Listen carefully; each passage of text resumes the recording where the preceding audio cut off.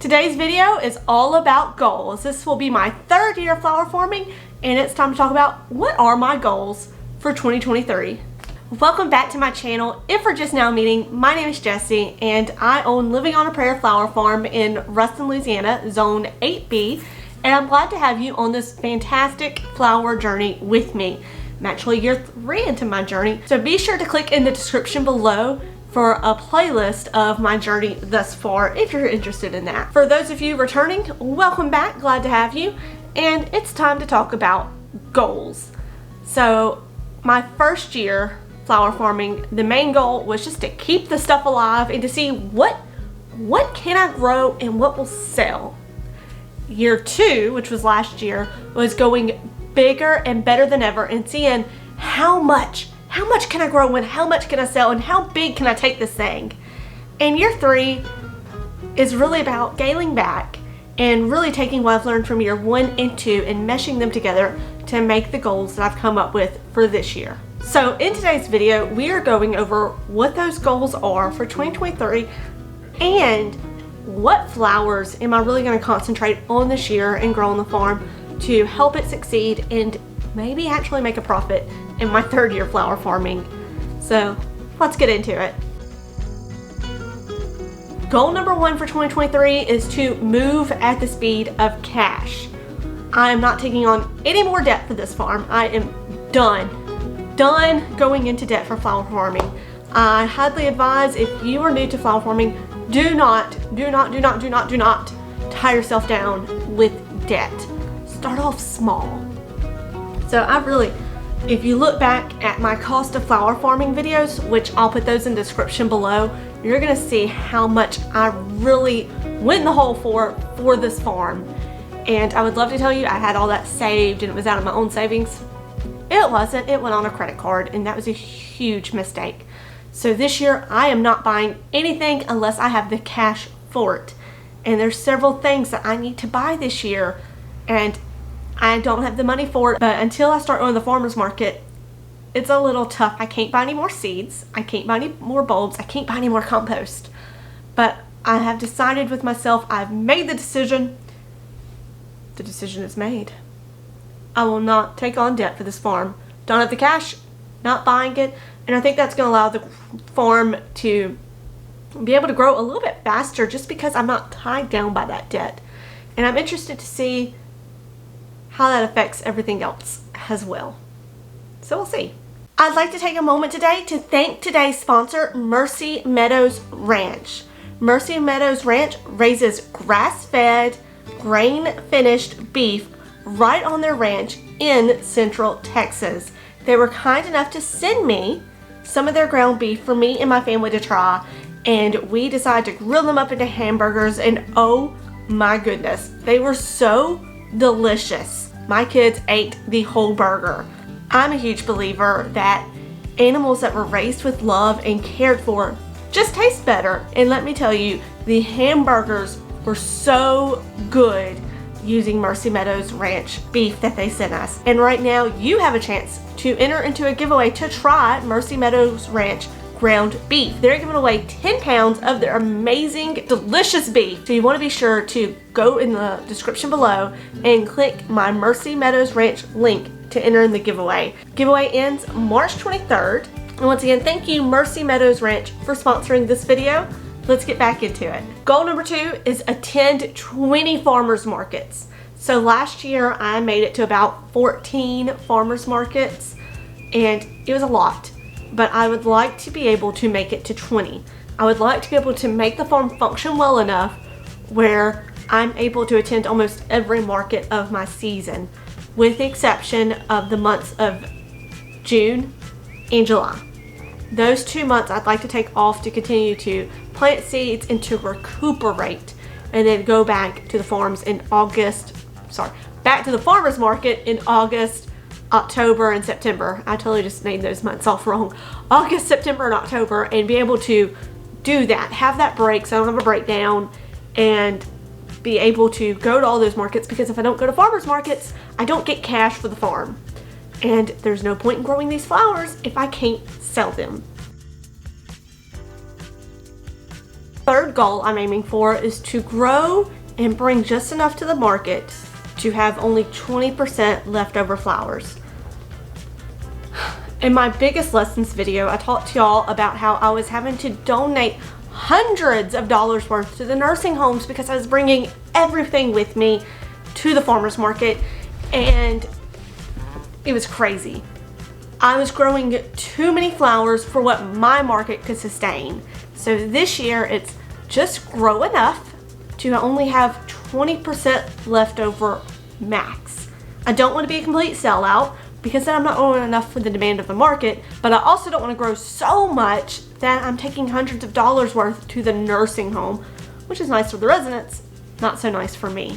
So scaling back what I grow and then only growing certain flowers. In a little bit we'll talk about the flowers I'm planning on growing and focusing on this year, whereas previous years I grew a little bit of everything and it was a hot mess. It was such a hot mess, and I didn't know what was going to bloom when. I didn't know if I'd have flowers. A lot of times I had the weird spring pause. So I'd be at the market from March through April, have no flowers in May or June, and then be back like late June, in July, burn out, August, gone. So scaling back to focus on just a few select flowers and being able to just grow enough for the farmers market is another goal that I'm working on, and being able to just bring just enough from our market with maybe a 20% left over that I can then donate to the nursing home.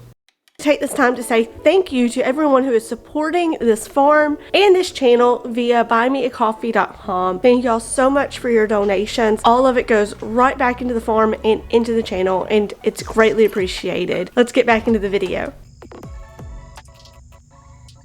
Goal number 4 is say hello to profits. I need to make some money this year. I know a lot of people are like, well, it takes 5 years before you see profits. I'm a small hobby farm. I shouldn't be spending so much money that I'm not able to actually bring in a profit this year. If I'm moving at the speed of cash, I should either break even or bring in a profit. And I would really like to make a profit of $2,000 this year. Now, I will say that doesn't just include the farmer's market. That includes the whole farm in general. That includes my YouTube channel, the merch, everything. So I want, by the end of this year, when I go and turn in my taxes for 2023, to say that the farm actually made $2K profit, which still, for the overall farm, I would still be in the red because, you know, I have so much debt to pay. But it would be nice to not lose money this year, and that's a huge goal of mine. I want to make $2K in profit for the farm this year. All right, let's get into the flowers I'm really concentrating on this year and what I plan to do. For spring, I am growing very few ranunculus. I've got maybe 20 ranunculus out there in the field that I'm growing this year in landscape fabric to see how they do. In the past, I get so overwhelmed by the weeds that by the time the ranunculus are growing and producing well, they're being choked out by weeds. I just don't have time to keep up the weeding, and then I just mow them down, and then y'all are mad because I mowed down the ranunculus. But this year they're in the landscape fabric. We'll see how they do. Is it going to get too hot? Are they going to shrivel up and die? I don't know, but we will see. But that's why I'm growing less ranunculus this year, is to see how they'll do in landscape fabric.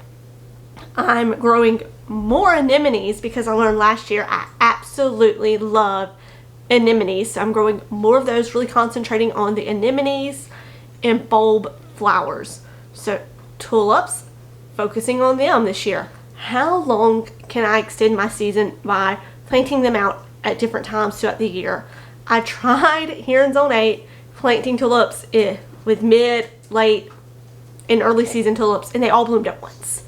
So this year it's, okay, if I plant them all at different times throughout the month, or months rather, can I extend my season? And it looks like I can.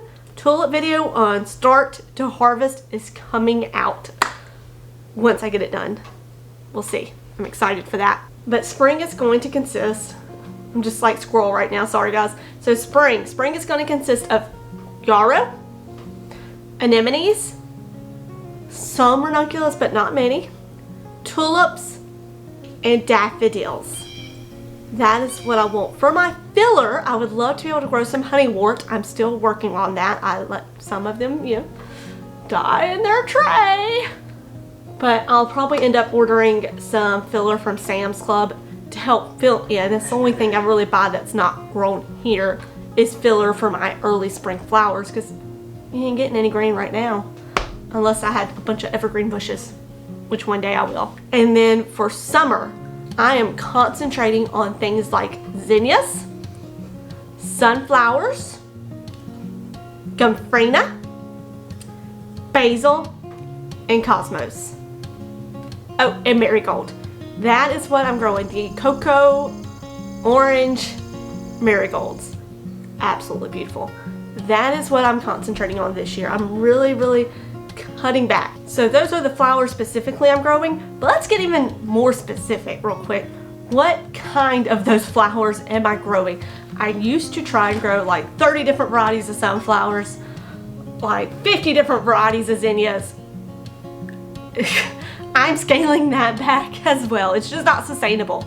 So for sunflowers, I am only going to grow double quick because I love just the different feel and texture and the uniqueness of those double quick sunflowers.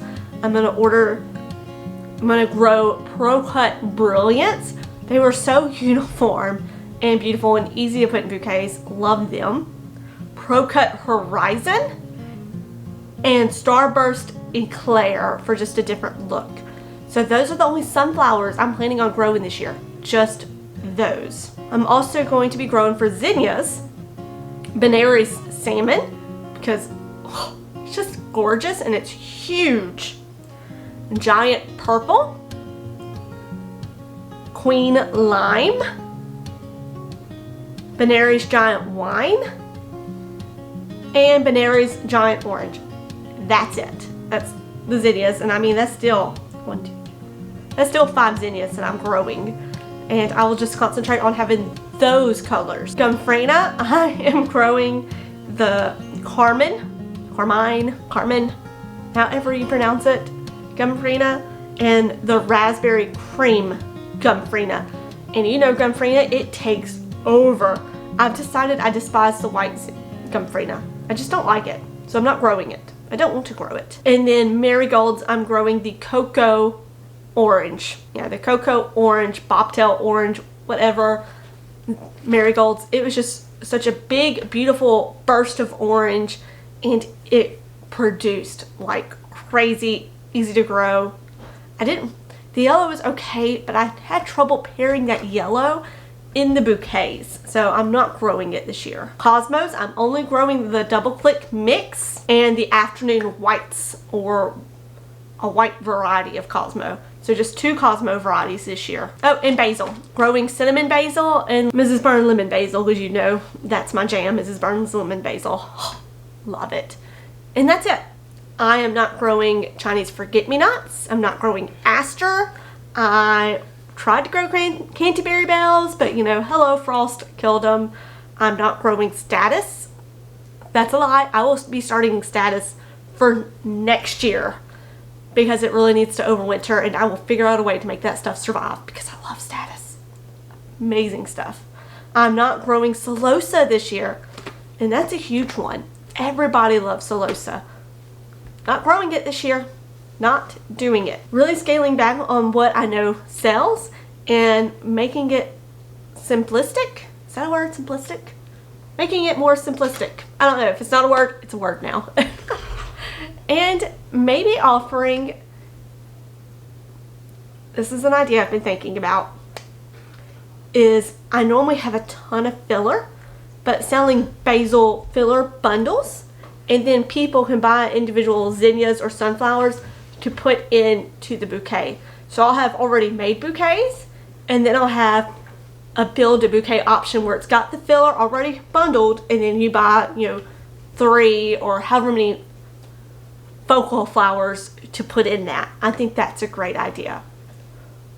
We'll see. I'm excited for 2023 to get started. I also already just feel overwhelmed. I need to start seeds and I haven't started seeds. I haven't given up on pincushion flower. I may try that again this year. I'm still wrestling with straw flower. It doesn't like our heat, so I don't think it would do well. But I think starting straw flower and pincushion and Rebecca for next year is a definite for next spring. But yeah, scaling back, bringing it back, keeping it all nice and zen. I don't have a freaking mental breakdown, and we'll see how it goes. Thank you guys for listening to me talk about all the goals for 2023. Be sure to let me know what are your goals for 2023. Flower formulated or non-flower formulated. I'd love to know what's going on. Thank you guys for watching, and I'll see you in the next one.